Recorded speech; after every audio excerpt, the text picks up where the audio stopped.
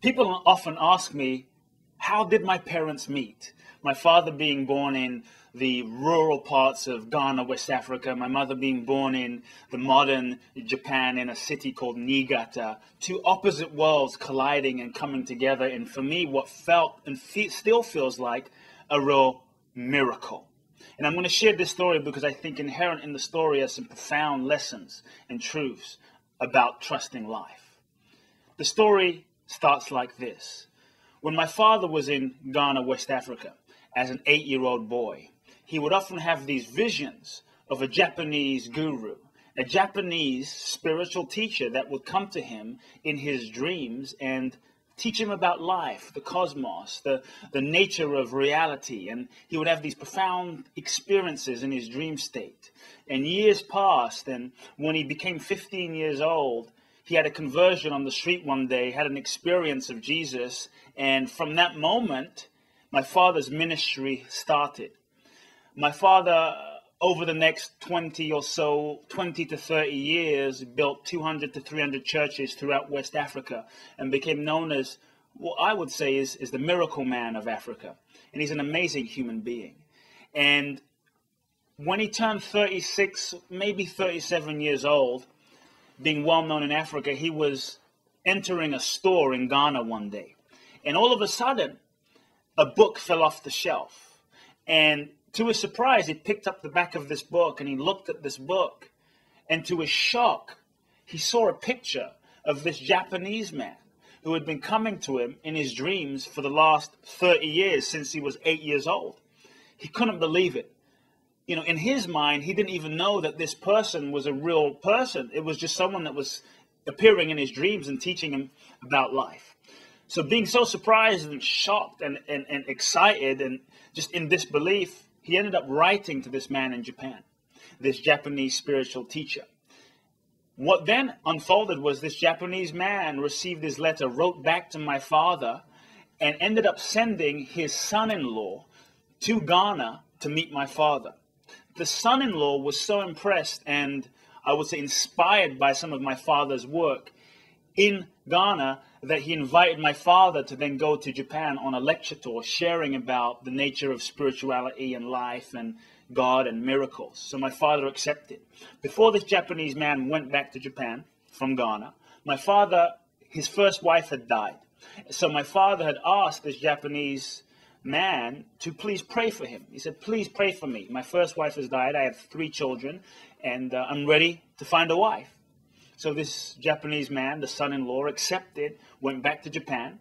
Then he went on a lecture tour throughout Japan. And at the end of his lectures, he would tell the audience, you know, we have a man from Africa known as the miracle man of Africa who's going to be visiting us. We have a man known as the miracle man of Africa from Ghana coming to Japan who will be visiting us. And here are the dates. It just so happened that my mother was about 28 years old at the time. And she'd grown up in this spiritual organization in Japan through her parents.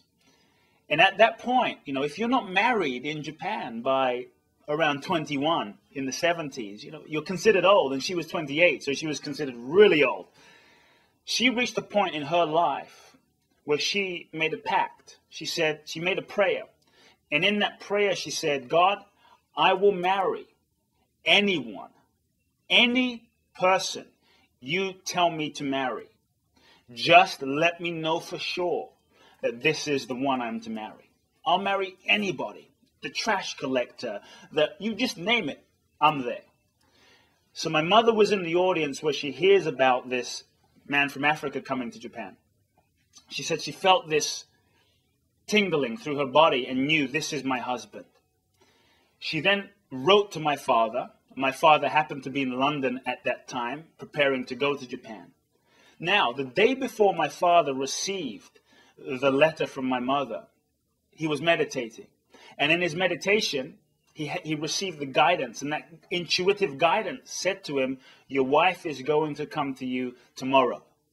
Sure enough, my father, again, is surprised because he didn't know that many people in London.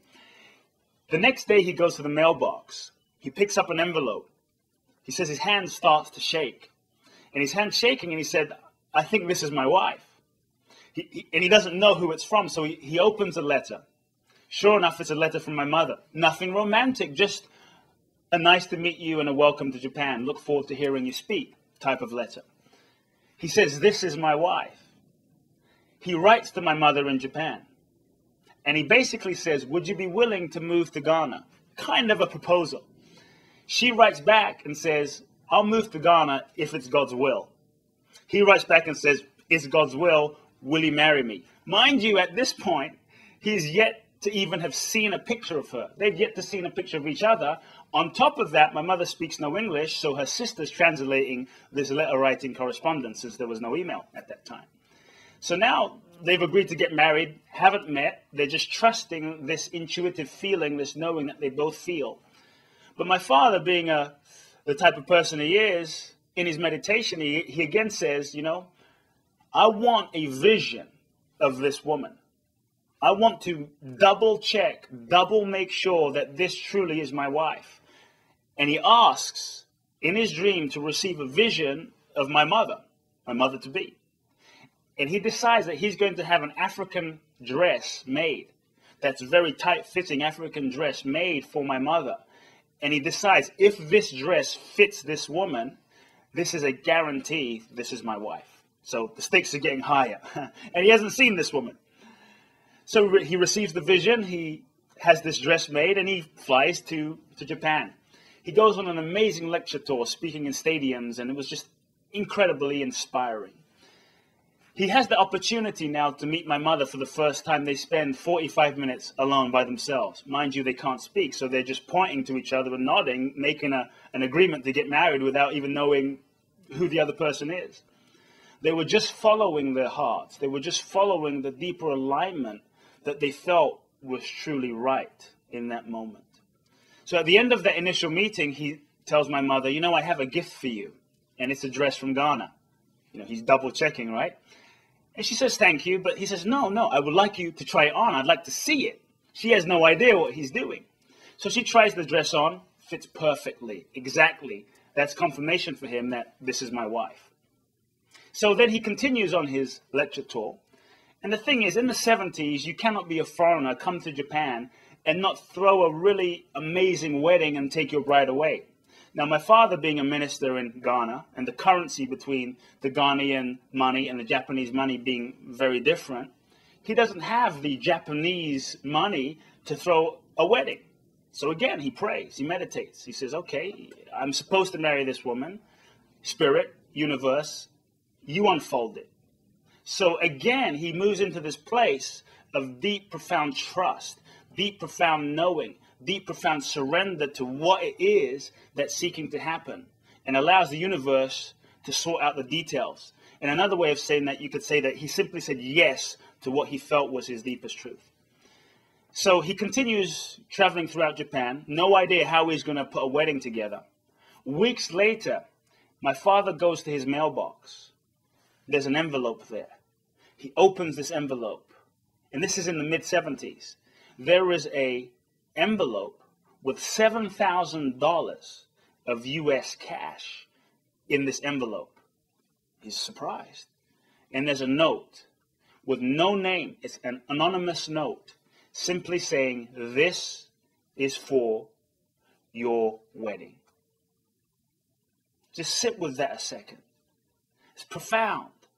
Because from that moment, they came together, went to Ghana, ended up in London, and here I am speaking to you.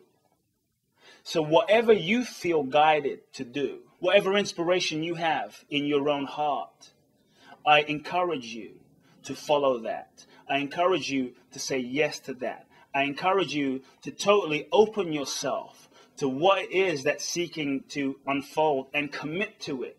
Because once you commit to it and say yes to it, you begin to activate the totality of the resources of the universe to then come and meet you in that place for the perfect fulfillment and unfolding of your destiny.